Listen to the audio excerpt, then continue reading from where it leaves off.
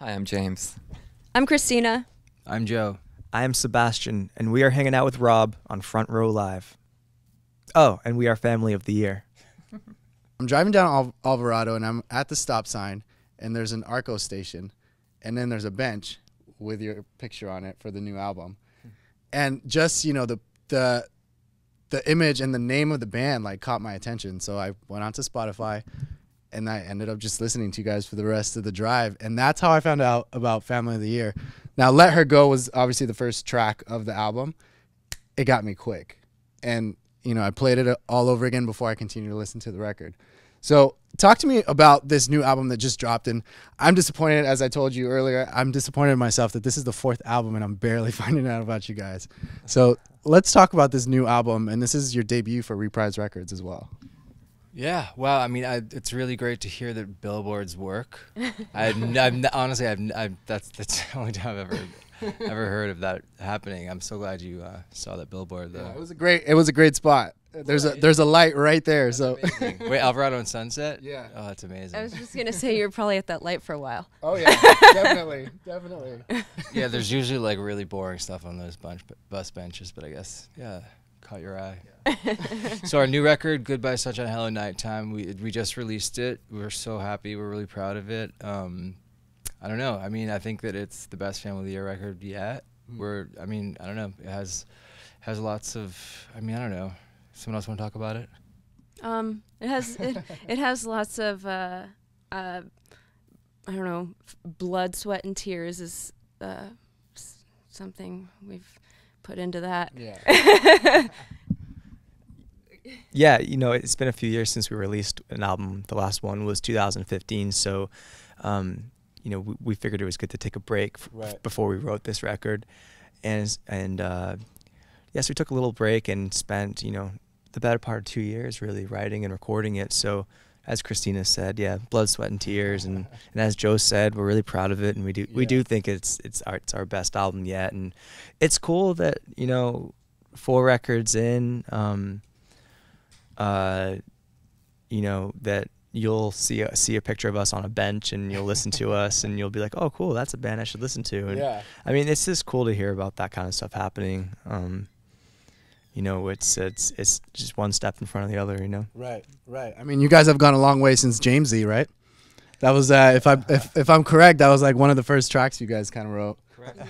Yeah. So tell me about that growth in the band, like the writing process, the production process, like just being in the studio and doing, you know, everything that a band does when they go and jump in the studio with a new producer.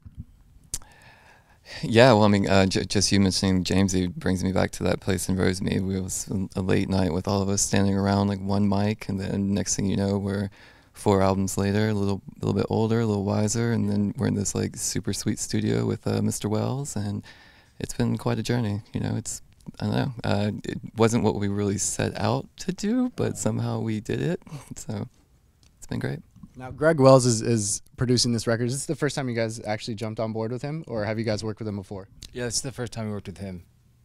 What was that experience like? And, you know, working with a producer of that kind of like stature, like how did that affect the recording process and even the writing process in the studio? I think we, you know, with any like new friendship, I mean, we learned a lot. And we have a lot of respect for him as a musician, as a producer. So it was kind of easy to take his, you know, it was really easy to kind of listen to him and follow his lead. Mm-hmm. So I mean, it was great. It was kind of a relaxed atmosphere where he let us. He kept saying like, "I'm gonna help me make the record that you want to make," and not, you know, being like controlling or scrap that. Or he really liked a lot of like the raw elements. He liked he liked like a mistake. He liked things that were real and live feel kind of way. Yeah, and you know, I know he challenged us all in different ways to play differently. I know Seb like had to play without his cymbals, and it was just a different way where he I don't know if you want to talk about that. I'm sorry. Interesting. Why'd you have to bring that up? Yeah, it was Yeah, that's a good example of us doing something different than what we were used to. Yeah, like in pursuit of a certain sound, we took the cymbals away from the drum set. That was sort of, I think, you know, it wasn't in order to get me to play differently, you know, it was in order to get a sound. And I think that we pursued quite deliberately a lot of different sounds on this album. Yeah. We would take the time to try out different instruments, to try out different sounds.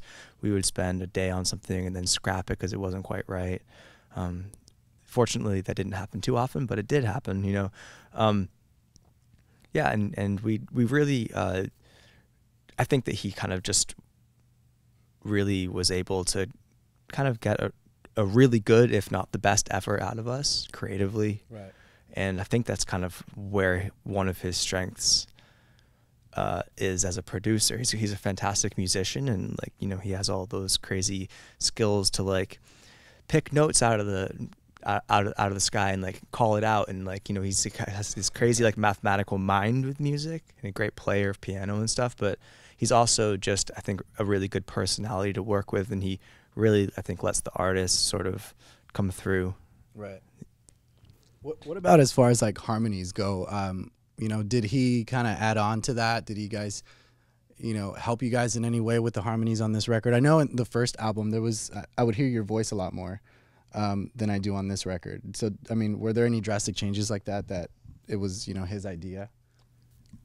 On the first record, that was a different person singing, but they would do, I mean, Joe is kind of a but he's a harmony like genius, I think. Like, sorry. Why? I'm just putting you on. I don't. I don't know. You can sorry. finish what you're gonna say. That I can. I just feel like when it comes to harmonies, Joe's just got it like down. Well, I spent a lot of time working on it. I mean, if you're hearing the yeah, I mean, on the first record, it was a different singer. Vanessa Long was in the band, so she did a lot of like the female lead stuff. She left the band after that, so then a lot of the girl voices were mostly like layered harmonies with Christina. And yeah, I mean, I think that we bring most of that stuff in the studio already figured out. But that's like a, you know, a bit of a process when we're at home writing. You know, we'll write the harmonies as we're writing the song. Right. So, yeah, that's something that we love and enjoy. I mean, you know, and at times we hold ourselves back because we don't want to overuse it, you know, because we don't want it to be like too much. Right. Yeah. Now with this record, I feel like it's a more personal record. There's, you know, more personal experiences that you guys are writing about, singing about. Because it is that way, like how much harder was it to put those kind of experiences into paper and then, you know, be able to release it for an audience? How much harder is it? I don't know. I think that being honest is like a vital part of being an artist. I think that it's also like maybe it's a skill you develop as well, or maybe just a thicker skin, like a comfort in being more vulnerable. I think it's been a natural progression for us. I mean, I remember when I used to see Joe play with his band when he was like a 14-year-old or 15-year-old. I'm younger than he is. He used to spend a lot of the concert with his back turned towards the audience. Interesting. And now to be kind of like, you know, in our 30s and on our fourth record and our first record with Reprise Records and Warner Brothers, like, I don't know, yeah, to be singing about real honest things like on that kind of a stage, that platform, is definitely a huge growth. Yeah. It's not easy to do, but I think it's like one step at a time. Again, it's just progress. Right. James, out of the, I think it was 12 tracks on this record, like which one do you feel like kind of challenged you the most as far as the songs go in creating? Ooh, I'm gonna go with I think probably Hold Me Down, because that's the one where it started off as this little baby and it grew into a big old adult for sure. But the amount of time and different kind of variations that went into that particular song was a lot. It was intense. So, but it turned out great. So. song like Numb, which is like basically a piano ballad throughout the whole time. It's sounds like such a simple song, but it's at the same time it's such a big song in the album. What was it like creating that track, and what was it about I mean, I think that was like the most different track from the album. Why did you feel like that would still be a great track to add to the record? Yeah. Why? Honestly, because my girlfriend laughed at me when I told her I wanted to put on the record, so I was like, it's going on the record. No, I mean, that song was written and recorded one night like 2 years ago I was Airbnb-ing a loft downtown, and I just like set up the computer to write demos, and I think I wrote it in maybe like 25 minutes, you know, and recorded the whole thing, and just didn't think about it again. Right.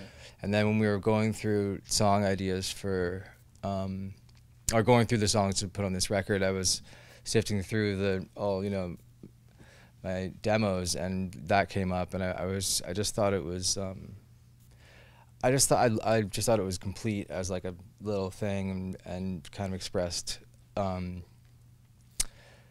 lot of what I was feeling at the moment. So, you know, we knew that it's a weird song to put on a record when we decided to really put it on the record, but Greg was into it. Greg just took the demo and mixed the demo, so that's just as you hear it is like as it was sung right when it was written. So I like that about it too. We didn't have to work on it. We didn't have to toil, or we didn't have to like think about it. Yeah, it's almost like a raw kind of like track. Just, yeah. I that's my favorite kind of. I mean, we worked so hard on this record. We put a lot of work into it, time into writing it and all that, and everything. And that's, for me, I mean, I learned a lesson, which is like I don't really like that. I don't like spending that much time on it. I don't want to do that again. Right. I want to make the next record so much easier. I mean, this was a cathartic process for us. Just, you know, going from almost like giving in and like not wanting to be in a band anymore to like deciding to write again, having a hard time writing, then writing the songs, and then like going in the studio, sticking together, trying to sift through all of our like, you know, who plays what and how we're gonna do it, and then, you know, and then here we are. Just next time, I just want to make it a lot easier, right? Because it can be so.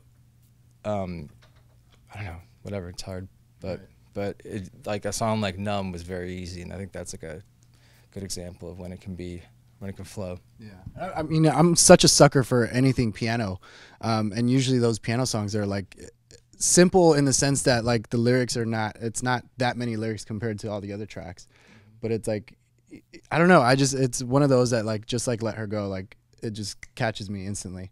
You did mention like there was a moment where you kind of didn't want to be in a band. Throughout like the 10 years of the career, it seems like the band has been, you know, doing a lot of big shows, a lot of big tours, working with a lot of big names. So, you know, what was the reason behind not wanting to like pursue it when it seems like you guys were already, you know, getting that kind of. Yeah. I don't know, when you do something for so long, it just I mean, yeah, like any job you had, if you had a job for a decade, you'd be like, do I want to? You just question things, you know, question where, I mean, being in a band is like fun, but can be pretty unhealthy too sometimes. Yeah, I mean, sometimes just, I don't know, you just question what you're doing, whether you want to make a change or not, and whether it's fulfilling all your needs. But also, like, all the big names and everything is kind of like on a piece of paper, or like, I mean, but it's spread out over, you know, a long period of time. Right. It's not always just like consistent. Yeah, like it's been very inconsistent. We've had like some awesome like highs, and like, you know, it's been really dark too. Right. Is that kind of like the reason behind why, you know, the last record was 2015, like you guys mentioned earlier?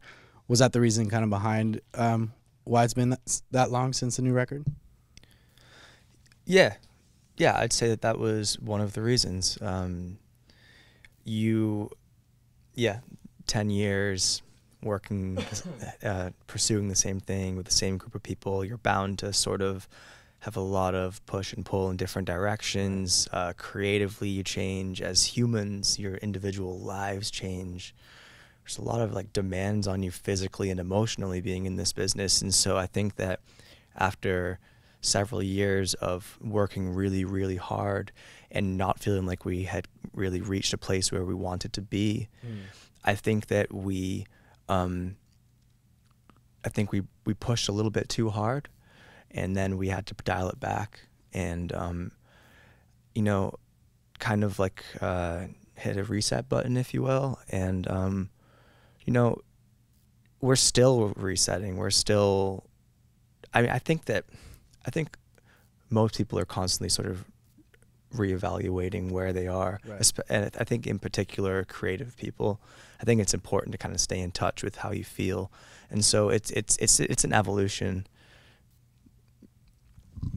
Yeah, and it's just, you know, you know, just like with any relationship, you know, the person that you meet, you know, isn't the same way 10 years later, and just like being out there and you know, doing this in the public, it's like times changed. You know, it's 10 years ago. You know, if it was like, I mean, if it was like 70s to 80s, you'd go from like disco to Michael Jackson. You know, so I mean, like a lot of the world changes as well. So, you know, what really, you know, got you going to begin with maybe changed over time. Now, as you guys, because of that longevity that you guys have had and coming into this new album, did you guys ever think about that? Like, do we keep our same sound? Like, should we try a new direction? Like, was that ever a thought before you guys started writing? This last record? Yeah. No. I think it's when you put it like it's been a decade. It seems like maybe we should have. But I mean, no, we you know, you just kind of, you want to follow your heart. Yeah. You know what I mean? That kind of thing I think is true, especially for this band. Do what makes you happy. Right. You know, and like that might not always be the thing that the masses is in love with, but like for us and for this record, besides Hold Me Down, we were like, we want to make something that is just guitar, bass, drums, and piano.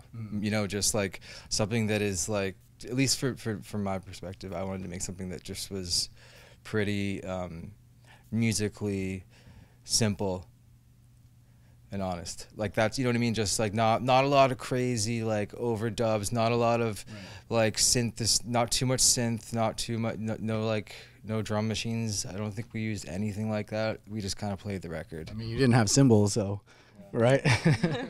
You know what I mean? Though, like not a lot of stuff on it is the way we wanted it. Like that was like the biggest creative decision we had was like just not a ton of crap on this record. Just keep it simple. So that's, I mean, a big stylistic choice right there in 2018. Right. I definitely, like I said, I love the record. I'm glad that, you know, I did come across you guys through that billboard.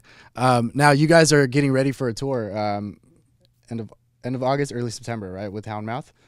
What can we expect on this tour that you guys are about to embark on? Seb's gonna bring his cymbals. I'll play my cymbals on some of the songs, and yeah, we'll play probably most of the new album, and some of our greatest near hits from our last albums, and it's gonna be a good time. Houndmouth, who we're supporting, are a good band, and so we're excited to sort of get to know them, and it's going to be fun because we haven't been on the road for a couple of years. So I'm sure we'll have some fresh energy out there.